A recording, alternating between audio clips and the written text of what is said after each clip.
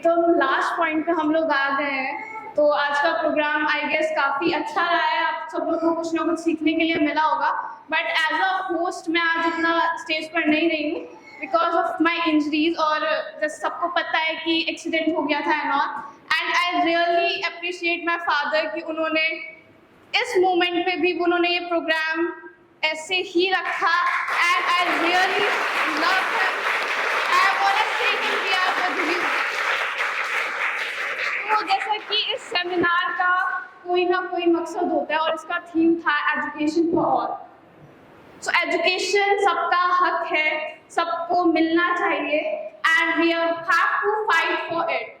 सो जैसा कि education for all हम सब बोल रहे हैं, ठीक है, एजुकेशन फॉर ऑल एक थीम है, बट ये अकेला इंसान नहीं कर सकता।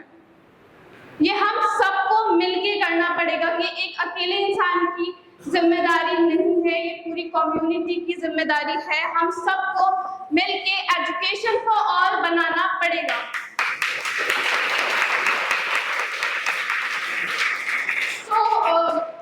मैंने अपने फादर के लिए एक पोइट्री डेडिकेट करना चाहूँगी। ऑफ कोर्स मेरी लिखी हुई नहीं है।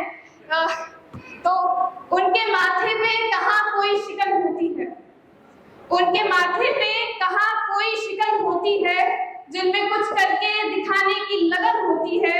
और जिंदगी इतनी मुशक्कत से गुजारी है कि अब, जिंदगी इतनी मुशक्कत से गुजारी है कि अब मैं जो आराम से बैठी तो थकन होती है। Please welcome my father, founder and director of Aster foundation.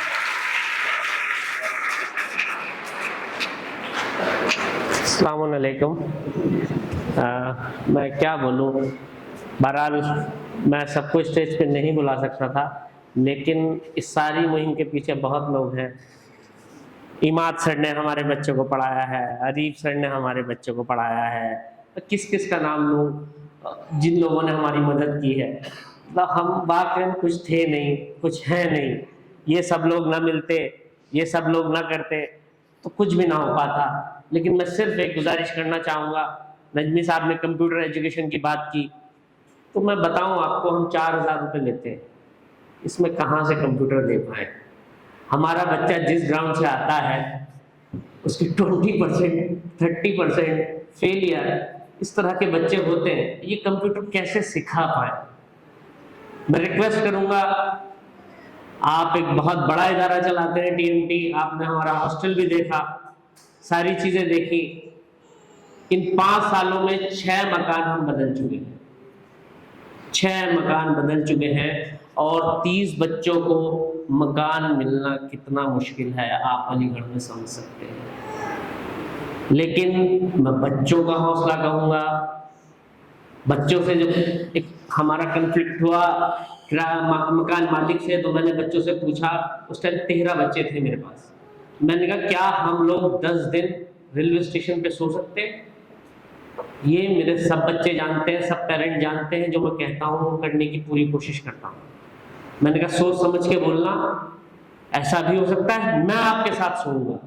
तो जो बच्चों ने जज्बा दिखाया उसको मैं सलाम करता हूँ। बच्चों ने कहा कि हम आपके साथ रहेंगे।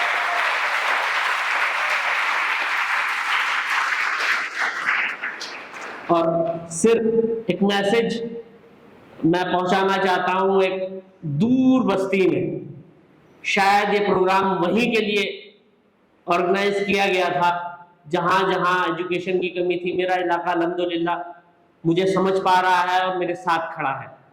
ठीक है, ये जितने पेरेंट्स हैं, खासतौर से मदर, इनका बहुत शुक्रिया कि इन्होंने इतनी जहमतों के बाद यहाँ आई। कल हमने यूनिवर्सिटी घुमाई, ये लोग आए, इनका बहुत बहुत शुक्रिया, बहुत बहुत शुक्रिया, बहुत बहुत शुक्रिया।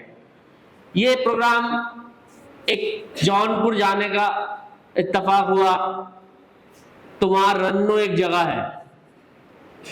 ये इसलिए भी बता रहा हूं ताकि ये रन्नो तक पहुंचे मैसेज।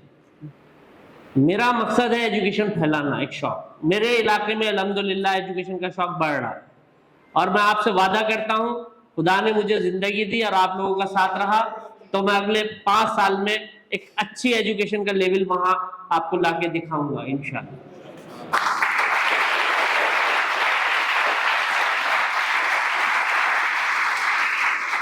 तो रन्नो जाने का हुआ, एक शाम तालीम के नाम देखा, एजुकेशन के हालात बहुत ख़राब हैं, बद से बदतर हैं। जैसे किसी आलिम ने भी बताया था कि दीनदारी बहुत है, अज़ादारी, ये वो सब कुछ है माशाल्लाह सिवाय एजुकेशन।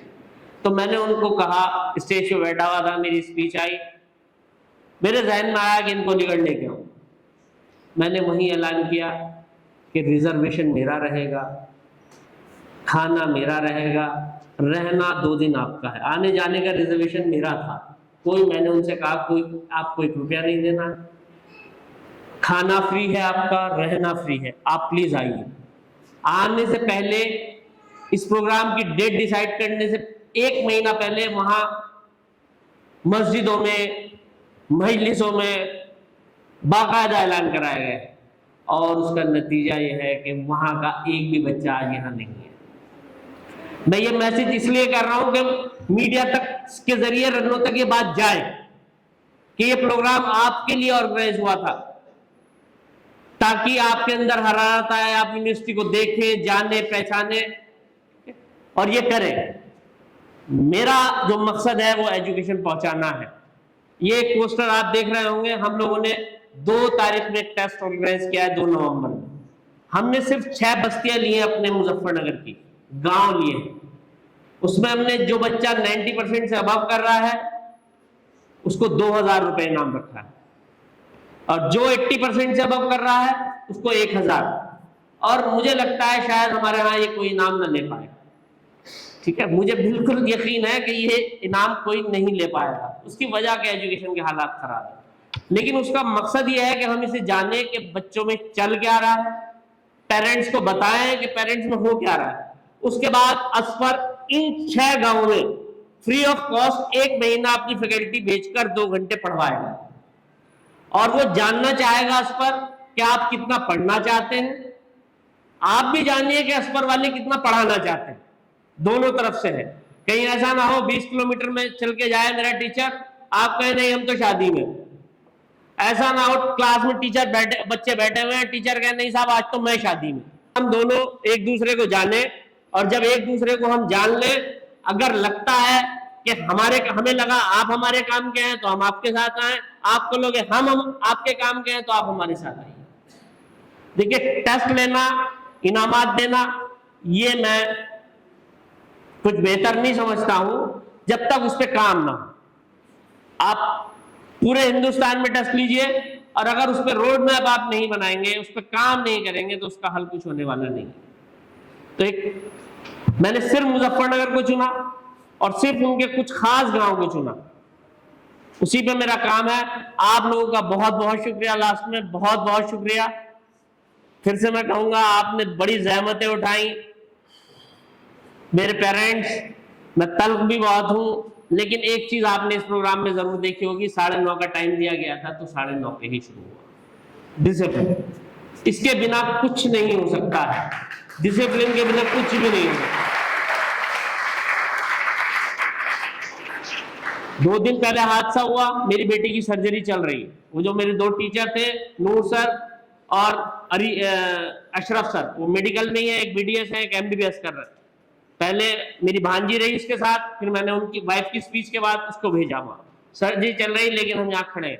मेरी छोटी बहन, उसके 19 स्टिचेस आए हैं, वो बैठी है वहां, उसको मना करा रेस्ट करो, नहीं मान रही।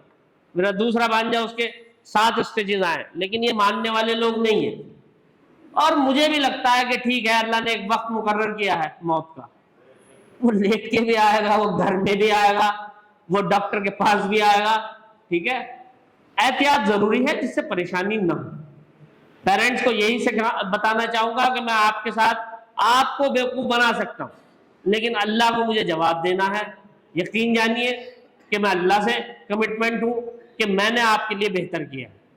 अगर मैं कुछ भी आपके लिए गलत करूं तो खुदा मुझे जो चाहे सजा दे। इसी बात से मैं अपनी बात को खत्म करता हूं। आप लोगों का बहुत शुक्रिया, बहुत बर्दाश्त किया आपने मुझे।